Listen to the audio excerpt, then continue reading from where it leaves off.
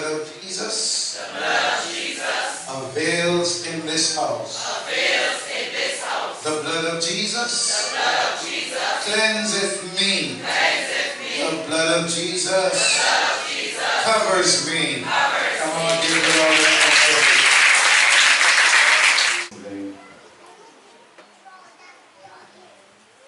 And I want to talk to you on the theme, there's power in your struggle. You're looking at me funny because none of you want to hear that word struggle. All of you would wish that when you leave here today, or even before you came here today, you will be struggle free. But as long as you are a child of God, you know you're going where I'm going with this, there will be a struggle. Beloved of God, from the inception of time, every species of animals and every class of the human race, Sister Skeet, have struggled through their lifespan. As it relates to animals, Brother Denver, they struggle in their quest for food. They struggle in their quest for shelter, for protection of their young, and sometimes they struggle for territory. Somebody say amen. All of this is an attempt to survive. But we're not dealing with animals this morning, folks. As it relates to people, Brother Roy, people struggle for territory. They struggle for power, political power. They struggle for financial power. They struggle for authoritative power. My God, they struggle for religious power. Are you there with me this morning? They struggle for wealth. And they struggle for riches, Elder Skeet. Oh my God, they struggle for fame and popularity, Brother Kelvin. Oh my God, they struggle for knowledge. My God, they struggle for the truth, Sister Veronica. Oh, they go to all types of universities, all types of colleges, looking for knowledge, ever learning and never coming to the knowledge of the truth. Some of them are corrupt by the things that they learn. Have you ever seen a vagrant who was well learned? And because they don't have the truth, Sister Ingrid, the thing that they've learned have corrupted their mind and corrupted their path. You're not following me this morning. All you want is prophecies. Oh Lord, I've come to break it this morning to you, Ray. I've come to talk to the youth this morning. I've come to talk to the young adults this morning. I've come to talk to the mature adults and the senior adults, because all of us at some point in time of our life have struggled. Oh, if you don't have a struggle, if you've never had a struggle, then I come to tell you, you got a struggle with pride. Because as far as I've seen it from Genesis to Revelation, every man, no matter how anointed they were, no matter how anointed they are, oh God, glory to God, no matter how anointed they will be, Elder Skeet, they will have. Oh, I feel it happening already. Let me take my time. People, they struggle for human rights. Everybody got human rights. Cats got human rights. Animals got human rights. If you look at your American legislation, everybody got human rights. The last person that got human rights are the men, but the devil is a liar. You can't even tie your animal, oh God, but the devil is a liar. Gays got human rights. Lesbians got human rights. Transsexuals, bisexuals, those are effeminate. Oh God, oh Lord, they got human rights. And it seems like they, oh my God, put me up in here. Oh Lord, I wish I had a fork that understand that the only human right is the right that is written in this word. When we have the right to say hallelujah, oh, until he comes again. When we have the right to dance in his presence until he comes again. When we have the right to serve God.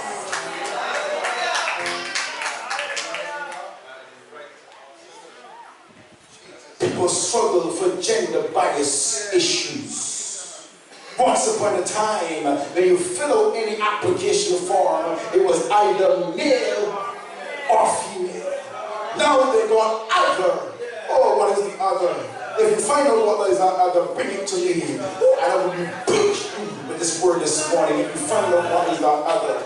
Oh, Jesus. There is no other. Oh, Lord. Can I stick to this word this morning? Can I stay under the standard and the authority of this word? God made male. There is no other.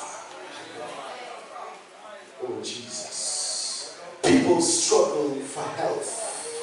They struggle, they work out, they're committed, oh God, to working out. And I'm not bashing working out. Oh, I can't work out. I ran for the bus the other day and I almost collapsed. Oh Lord.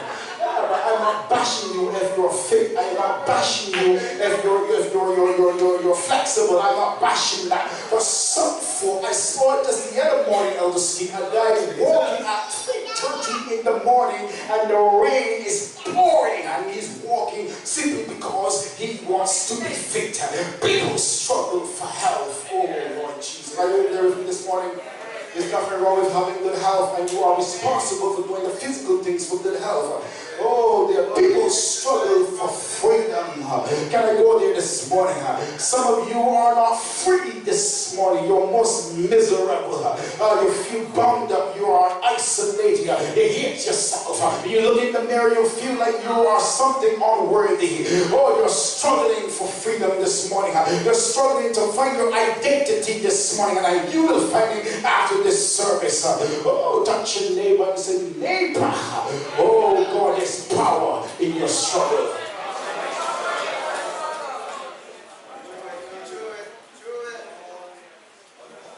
People struggle in their marriages. Oh, talk to me this morning. People struggle in their relationships. Don't look at me cute. Don't look at me cute. Every one of us, at some point of time, if we are not still struggling, we struggle with our relationships. Oh, Lord, who told you all to go there this morning? Some of you come to church pretending you got it all together. Oh, Lord. And when you go home, you're sleeping in separate bedrooms. The devil is a liar. That's the struggle. Oh, the cookie jar is closed down. That's a struggle. Oh, Lord, my Lord. You don't want to see him when you go home, so you come home late. You don't want to see her, so you come home late. You go and hang out with the guys. That's a struggle. Because, there's a division in the relationship. I'm going somewhere with this. People struggle with religion, Elder Skeet. I am Ashanda. Some say I'm 7 days. And some say I'm Jehovah's Witnesses. Some say I'm Mormon. Some say I'm Anglican. Some say I'm Methodist till I die. Some say I'm this and I'm that. And nobody ain't getting me to move from where my grandmother brought me up in. They struggle with religion. And I look at it in the word. Oh, this was rebuked very early, thousands of years ago. The apostle said that some says some are for Paul and some for Apollos. But I want to know this morning who is for Jesus. And we struggle with our religion. Some folk are in churches that are so dried up, my God. The foundation of the church is cracking. The walls are cracking. But they are embedded, my God, because they came up in that church. They're struggling to move. I go there this morning. They're struggling for a release, but they don't know where to go. My God, they don't know who to believe, because it seems like every religion got just a bit of the truth mixed, my God, with a majority of deception. And for everybody struggle with their religion, everybody struggle with their faith. But I like it to know, and I want you to know, I want it resonate in your spirit this morning, Brother Corey, that just bow in your struggle. Oh Lord, I feel something happening here. And I want to identify 4 things this morning for the youth, because the youth need to hear this morning. Oh God, when you struggle from a child, when you struggle from your mother's womb, when you struggle through teenagehood, that there is power.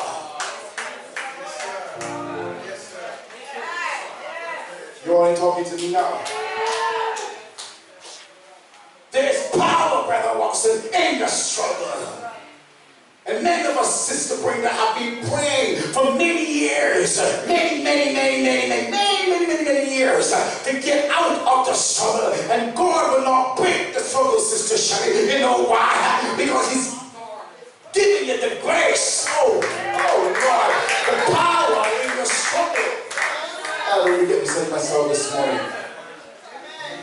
Point number 1 I want to say to the youth this morning is that the hardest struggle is not the struggles that I just mentioned, but the struggle within yourself. That's the hardest struggle. That you struggle with yourself. That's the hardest struggle. That's point number 1. The Bible says in 2 Corinthians 5:17, if any man be in Christ, he is a new creature. It goes on to say that the old things are passed away, and all things, Sister Steve, has become new. But the reality, Brother Kevin, is that before we came to Christ, it seems like we had it all together. Anybody ever felt that way? Anybody ever felt that before you came to Christ, it seems like you had all the money in the world. It seems like you were able to pay your bills. It seems like you were able to have some pleasure that you were not supposed to have before you were married. But nevertheless, you were having some pleasure. It seems like you were able to vindicate yourself by rolling up your sleeves and beating up your enemies, oh God, whenever they fired at you, oh God. It seems like things used to work out, co-pastors, before you came to God. But now, Sister Steve, that you have given your life to God, it seems like there's a restrainment. Oh Lord, because the things that you used to do, Sister Veronica, you are no longer permitted to do those things. Can I go there this morning? The things that you used to think, oh Lord, and get away with your thoughts. Now the Spirit and the power of God is on you, convicting you about your thoughts. Oh Lord, you used to get away with those thoughts. You used to hate her in your heart. You used to hate her in your mind. But now that you're serving God, that very hate is convicting you, and you struggle with your thoughts. Some people struggle with fantasy lust. Can I talk about lust this morning? You look at him and he has, stand up, Corey, stand up. Courtney, sorry. And you look like him, and the thoughts are rattling through your mind, oh God. And you used to get away with it before you were saved, but now you are saved. Something is telling you that if you only look at him, oh Lord, having him already in your heart, you are an adulterer, you are a fornicator, and you struggle with the thoughts. You're talking to me this morning. I'm going to talk to you. Hallelujah. Oh Lord, the people that you hate, and the people that you have not forgiven, Sister Ingrid. Oh God, now that you are a Christian, there's something pricking you in your spirit, and letting you know that you have to forgive them if you want God to forgive you, and you're struggling with unforgiveness. Oh Jesus, oh Jesus, oh Jesus. This is because, according to Galatians 5:17, there's a new spirit placed on the inside of you when you come to God. And it says, the flesh lusteth, or the flesh warreth against the spirit, and the spirit against the flesh. And they both are contrary one. They cannot agree. They will never agree. They do not compromise with each other. So then you cannot do the things that you ought to do. I will there with me this morning. It is Reverend Weeks that each of us at some point of time in our life, our brother Hurley, that we believe that we have a twin. Oh Jesus, are you there with me? Has anybody ever believed that you had a twin? One moment you're serving God, one moment you're on top of the mountain, one moment you're doing everything right, and then the next moment, even before the sun goes down, you're oh God, you're miserable, you're hateful, you wonder where God is, you can't dance in His presence no more. You are able to sing hallelujah till He come again. You're singing something else, my God. You're singing let me out, oh Lord Jesus, and you feel like you have a twin. It is because now there's something on the inside of you that is so precious and so inviolable that is now guiding you accordingly to the path of righteousness. And that's why it says any man who desires to be the disciples of Jesus must first deny themselves, take up the cross. Somebody say cross. Take up your suffering and follow after Him. If you don't do that, you are not eligible to be the disciple of Jesus. But you're saying, Pastor, it is not good to struggle. Some of you are saying, I hate the struggle. Oh God, it makes me cry myself to sleep at night. It makes me do the wrong things. It makes me say the wrong things. My struggle makes me go the wrong places. I know where you're at, young people. Oh, you're saying this thing is so painful. It destroys my emotions. It destroys my self-esteem. It destroys my self-confidence. And you're saying, Pastor, I do not want to struggle. But I've got news for you today. There are two types of struggle. There's a struggle, my God, my brother, when you're walking in disobedience, and then there's a struggle when you walk in obedience. And the struggle when you walk in obedience may remain with you according to the grace of God. But the struggle that you're struggling when you're walking in disobedience can be broken. And that's why some things break, oh God, and sometimes some things remain. Oh God, you're praying, Brother Kevin, to get out of the struggle. And literally you know that God got you. Literally you know that God ordained the struggle. Literally you know that God already sent the angel to you at the bed and tap you with some more grace. I'm telling you, my grace is sufficient. Literally you know you're going to mature through the struggle. And if you did not go through the struggle, you will not learn how to love the person that you hate. Oh God, if you did not go through the struggle, you will not learn to self-control. Oh Lord, you need to go through the struggle.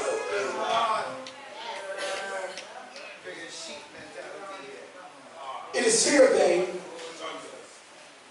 that the old nature wrestles with the new nature, and they continue to wrestle with dominion and power and control over your life. It is here then, church, that some of you ladies will wrestle with low self-esteem and self-confidence. For years you've been going through it. You don't know who you are. You're unsure of where you're going. Some of you don't have an idea yet what career you want to go into. Some of you don't know what you want to do as a business. Some things are just evaded your mind because you do not have the confidence in who you are. And I've come to tell you today that by the end of this service, if you permit God to enter into your life the way He wants to enter into your life, you will not be obscure or unsure of your destiny anymore. Touch your neighbor and say, neighbor, there's power in your struggle. Some people, they just struggle with ego. They struggle with pride and arrogance. Some people, Brother Watson, will feel that there's nothing wrong about them. Have you ever met a person that feels that they are always right and nothing about them is wrong, and everything or everyone around them is the ones that are wrong? Let me tell you, that person is the one who has a struggle. Has an unidentified struggle called pride. Oh my, oh Jesus. And anytime that you feel that there's nothing ever was, is, or will be wrong with you, you better run to this altar before I finish and get the rid of that ego and that pride, because God is really distant from you this day. He looks at the proud afar off. Everybody has a struggle. Some of you are struggling with rejection. Oh, you don't feel love. You never felt love. I know you're looking for love in the wrong places and by the wrong resources. And it's messing your life up. You're getting hurt over and over and over and over. You're going through a cycle that will not break simply because you are being rejected by your parents, grandparents, or somebody in your family. And the doors of abuse have been opened up. Oh God, my Lord, the hurt and the pain. You're suffering it because of rejection, and you struggle for that love. Then any man that comes along and says, honey, I love you, you have butterflies. We're destroying butterflies today. In the name of Jesus. You need to hear this, youth. You need to hear this. Some of you struggle with deception and doubt and unbelief. You struggle with fear of all manner and degree. Some persons are afraid to go to sleep at night with the lights off. Don't raise your hand, but if any of you are here today, oh Jesus, and you can't sleep unless the lamp is on or a candle is lit, my God, or unless a television or some illumination is in the room, you need to break that struggle today. You know why you struggle with it, oh God. You know why you struggle with it. The Lord knows why you struggle with it. But I declare and I decree over you that no unwanted feet will walk into your bedroom at night. Oh Jesus, I know I'm going with this. No incubus or succubus will visit you no more. Everything that came in to do unto you what it's not supposed to do unto you, we stand together with the blood against it in the name of Jesus. And we declare that you will be able to sleep in peace. We release fire around your bed. We release fire around your bedroom.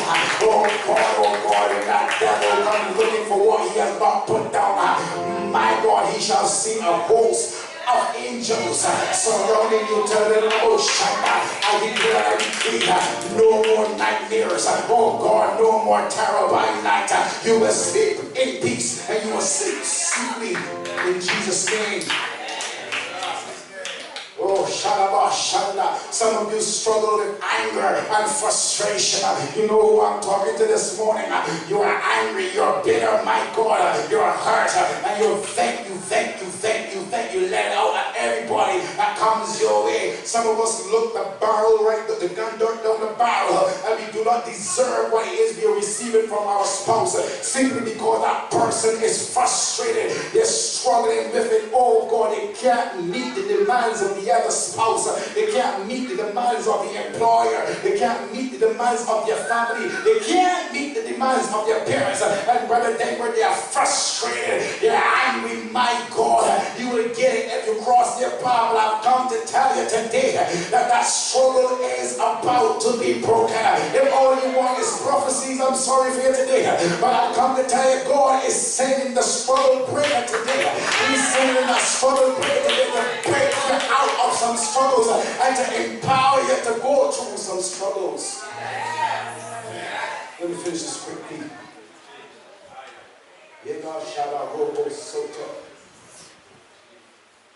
Some of you struggle with your hearers. Some of you struggle to be vigilant and alert. Don't raise your hand. But if you fall asleep very quick, you don't want to talk to them. Some of you struggle to praise God. You struggle to come to church. Some of you struggle to prayer and to intercede. You can do all other things, but when it comes to these things, you struggle to do it. Some of you even struggle to testify and to confess, having knowing what God has done for you before, and you hold back your testimony, and somebody else out there is in need to hear what God has done for you, to comfort them and to place, my God, where they will understand that God will do it for them.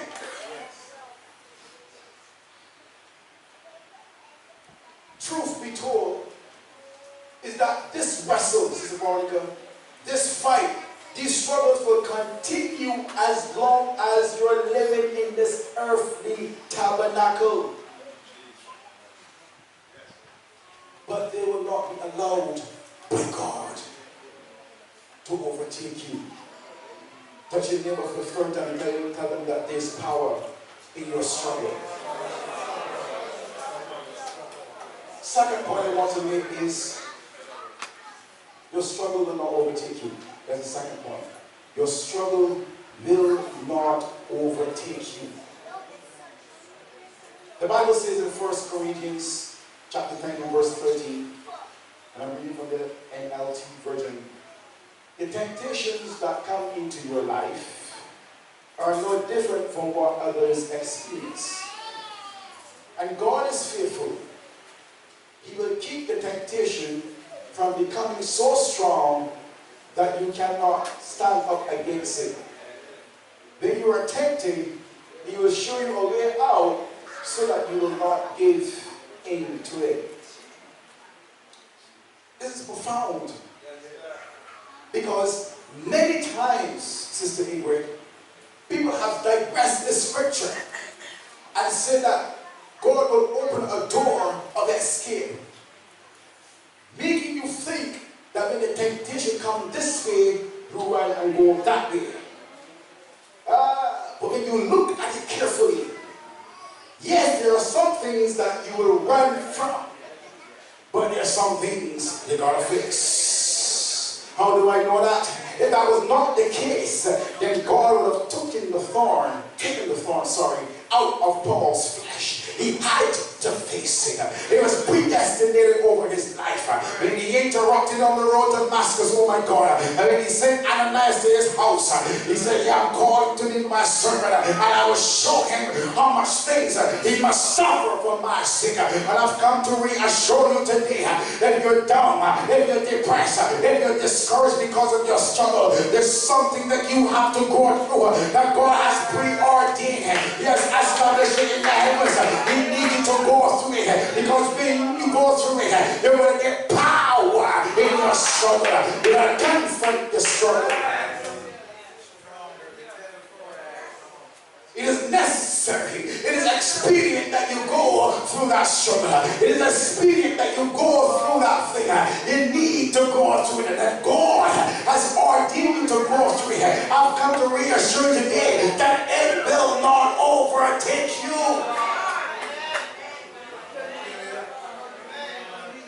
Oh, you're not there with me today. Oh, Lord Jesus. My God, my God. You will not overcome your struggles by referring to ungodly counsels or ignoring the struggles. Some of you young people would love to go to sleep tonight and wake up tomorrow morning and you don't have that struggle no more. Some of you are already hoping that you don't have to do anything major for that struggle to break, but that by time will go away. Some of you are hoping that when you get up next week, if you do get up next week, then you will not be struggling with the thing that you're struggling with for the last 10 years. But it does not happen that way. I know the struggle may be ugly. I know it may be depressing. I know it may be dishonoring. I know it may be disgraceful. But have you thought for a moment that the reason you're still here is because the struggle has no power over you?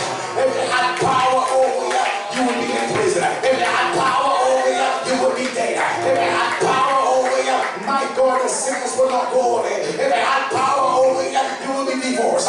But because it does not have power over you, and because God has given you the grace and given you the power over you, you are still here. I heard Bridget don't just say that. I'm still here. I'm battered and I'm bruised, but I'm still here. I'm abused, I'm misused, I'm but I'm still here. Anybody out there that I've been through it all, my God, if you can stand to your feet and tell the devil, my God, I am still here.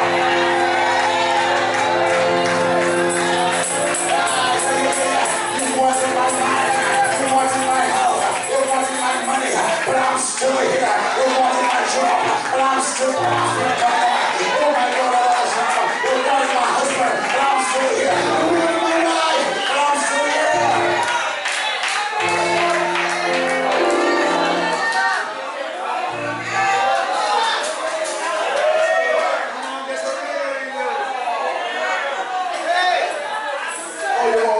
cute yourself and you're foxy yourself. You don't want to get saved. Why? Hallelujah.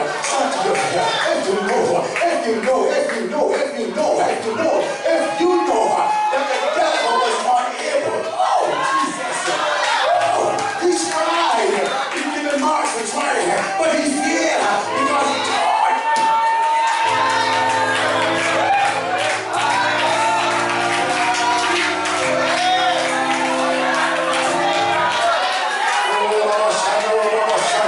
The boss had to fire her, but something worked around in your favor. My God, the doctor pronounced a diagnosis. I said you will not live the next 6 months, but you're still here. 60 years has passed. 60 years has passed, and you're still here. It was unable to keep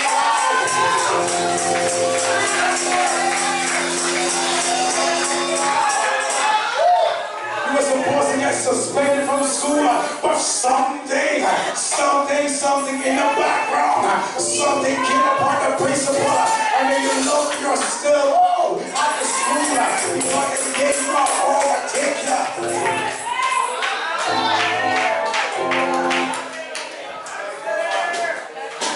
Oh, you talk to me this morning.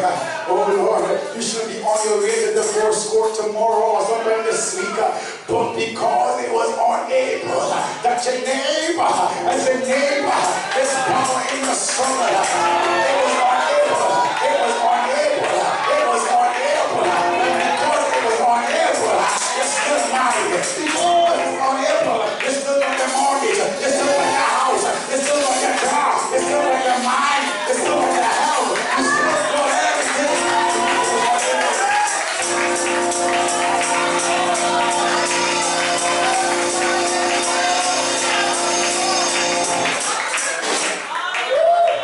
They should have killed it from the womb. They should have strangulated the umbilical cord because it was unable. You're alive and you're well together and you're singing hallelujah until he returns. You're dancing in this place until he returns.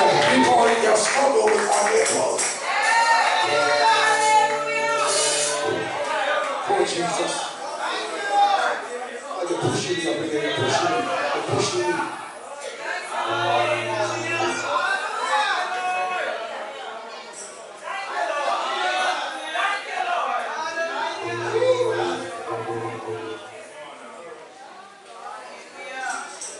If it was able, Job would have never made it to the end. And you all read about Job all the time. And you quote it right, as long as you don't quote it right. But you fail to quote the part where Job was so frustrated, he cursed the day he was born. But he never cursed God. Oh, I come to tell you, sometimes your struggle is so overwhelming. Oh Lord, sometimes it is so disgraceful. Sometimes it is so ugly. You don't want nobody to know about your struggle, and you carry your struggle inside of you so long. You are ashamed to let the pastor know. You certainly don't want your neighbor to know. My God, you don't want your mother or your father to know. You don't want your children to know about your struggle. But I've come to tell you that if only you say the right thing in your struggle, your struggle will not have power over you. You see, the devil knew, oh God, he knew the one thing that would sustain Job. He knew the one thing that would get him to heaven. He knew the one thing that was his integrity, and he could not get his integrity. He took his flock, he took his family, he took his riches, he took his servants, he took everything around him that was physical. But one thing he could not touch was his life. And I've come to tell you that even in your struggle, when you got the new life, hold on to that new life, hold on to that integrity, hold on to your dignity, my God. Do not say the wrong thing. Never, ever blame God. Never blame God in your struggle. Yeah? Now he's coming. Now this week you're going to have to sing hallelujah till he come again. Let me see what it is. Now this week you're going to dance till he come again. Let me see what it is. The devil already orchestrated, but I've come to tell you that the Lord's word is final over your life. It doesn't matter what anybody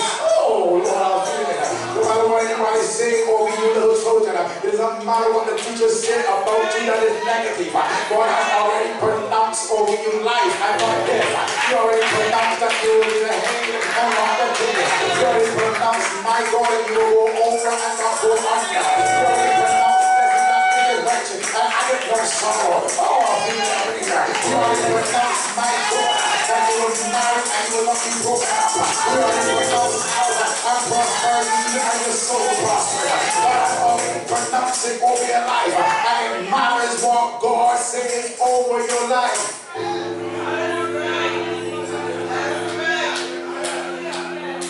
Oh God, I can go to Joseph. He did nothing wrong. All because of his dreams and his visions. He had to struggle. He struggled with 11 brethren. Oh God. And a father and a mother who was also envious and jealous. They didn't want to bow down before him. They think that this thing was out of order. But I'm glad the unnatural, uncommon, supernatural way of God that sometimes seems to be out of order with us. And God gave him the vision. He gave him the dreams. Because what he was about to do was not only about his brethren. It was not only about his mother and father. But it was about a whole nation. God wanted to preserve the nation from the famine that was about to come. And the only way he could get Joseph into Egypt, my God, to do that which he wanted him to do was to create a struggle. Oh my God, and then he expressed himself. And I've come to tell you that sometimes you're going all good until you express yourself at work, until you express yourself to your family, and then they vindicate you. They're vindictive. They get bitter against you. Oh God. But I've come to tell you that when Joseph was thrown into the pit, Sister Shelley, it did not overtake him because God had a plan to bring him out. Oh, when he was brought out, he was sold as a slave, but it did not overtake him. Oh my God. I mean, the devil did not work, Elder Skeeter. My God, he tried to set him up. He tried to strip him of his integrity, strip off his shirt, strip off his coat. And I've come to tell you that the devil tried to strip some of you, Sister Maria, or Brother Dwayne. But when that did not work, that was the temptation that he ran from. Oh Lord, he didn't run from that one. He ran from that one. We got to learn to run sometimes. Oh Lord.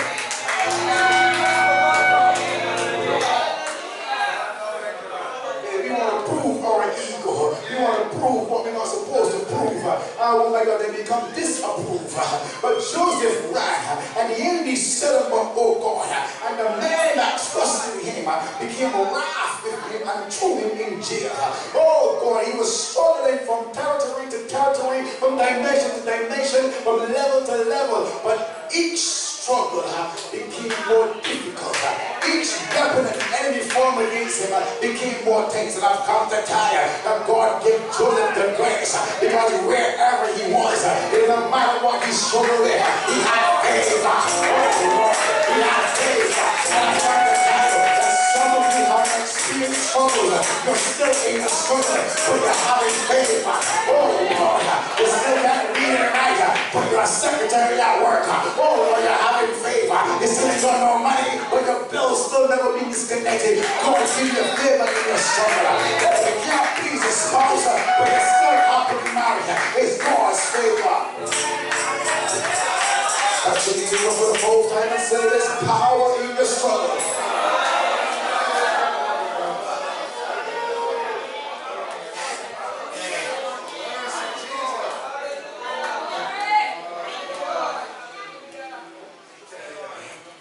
Joseph struggled in prison and struggling. How do I know? Because he says to one man, when you get out, remember me. And poor fellow, you remember me. Some people would get out of this struggle. They will leave the struggle with you. And when they get out, they won't remember you. They won't come back to help you in your struggle. I need to get through this. Can I see? Point number 3. Your struggle is intentional by God. It is intentional by God. That thing that has not been broken yet is intentional by God. It is intentional intentional by God. So guess what? Leave here with the understanding that you're going to go through it. Leave here with the understanding that you have to face it. God wants you to face it because He wants to mature you through it.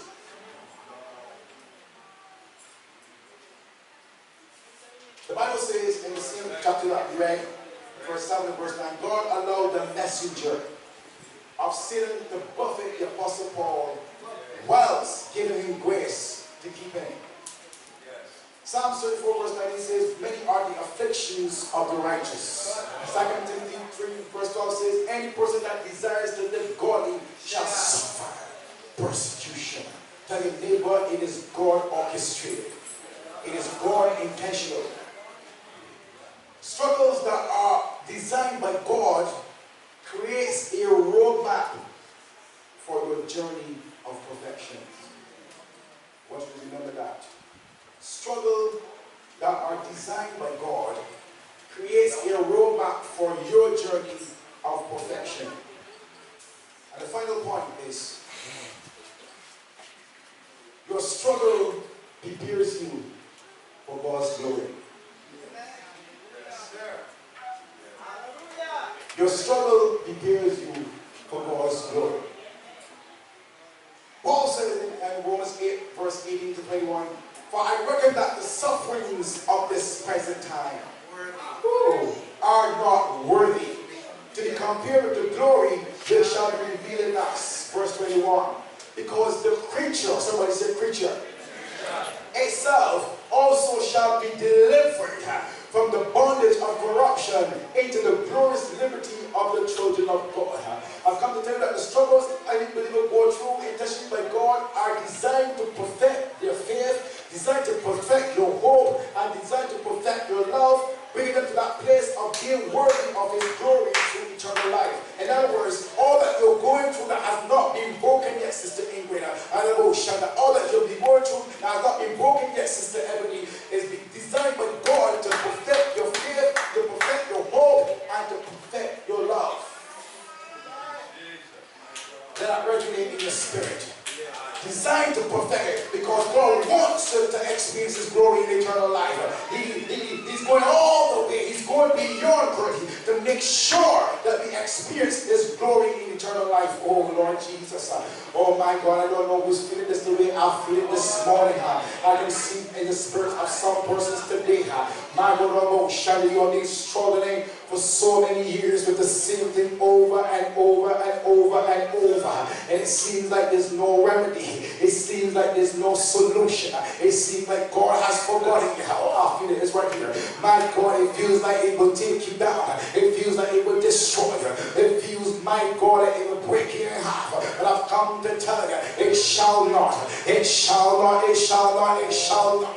God is allowing you to go through. I've come to tell you today, no matter what it is you're wrestling with, whether you're wrestling with anger or frustration, whether you're wrestling, my God, with perversion or lust, whether you're wrestling, my God, with unforgiveness or bitterness, whatever it is you're wrestling with today, God is saying, I'm allowing you to go through it because the end of the journey I can see, and I need to perfect you. I need to bring it in a place, oh God, where you will experience my glory.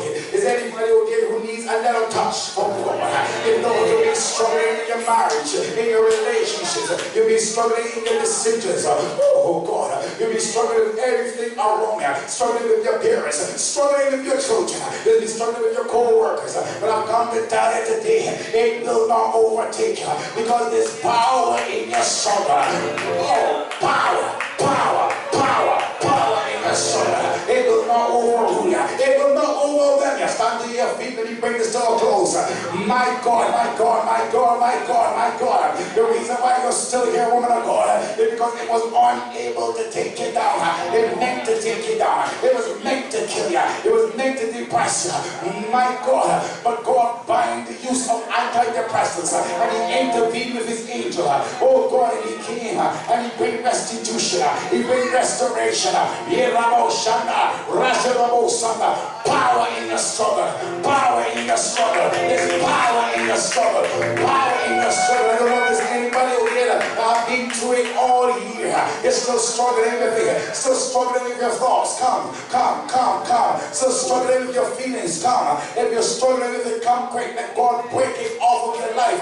Let God give you the power over it today. In the name of Jesus.